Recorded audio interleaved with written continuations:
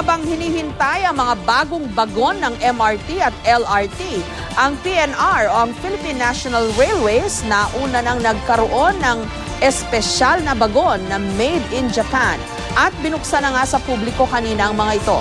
Inaabangan na rin ngayon ang extended na biyahe ng bagong tren hanggang Bicol.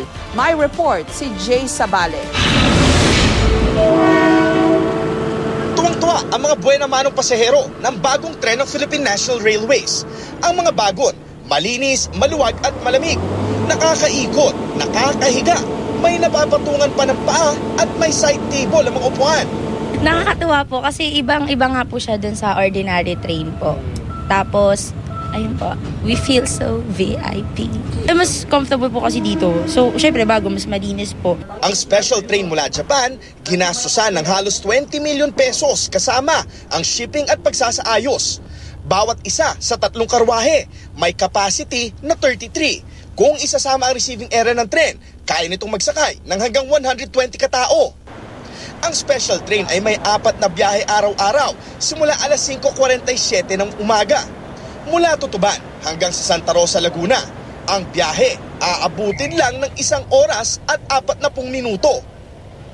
60 pesos ang pamasahe mula Tutuban hanggang Muntinlupa City, 90 pesos naman kung hanggang Santa Rosa, Laguna. Sa ngayon, hanggang sa Santa Rosa, Laguna pa lang ang biyahe. Pero target nila ngayong taon, makarating hanggang Bicol. Bago pumasko, hopefully makatuloy na tayo ng Bicol. Marami nang naghihintay ng mga taga Bicol. Ang atin na lang sinisigurado ngayon, yung mga dadaanan na tulay at saka yung mga trucks natin, kailangan nasa tamang kondisyon.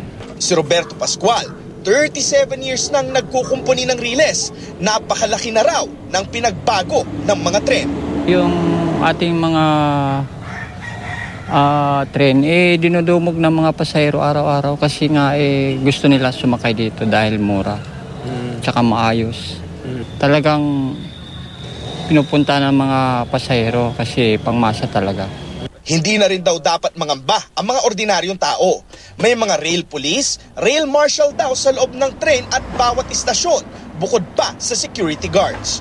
Hindi din pwedeng overloading dahil kusa raw hihinto ang tren pag sumobra ang sakay sa seating capacity. Paalala lang ng PNR, bawal manigarilyo at kumain sa bagong tren. Jay Sabale, GMA News.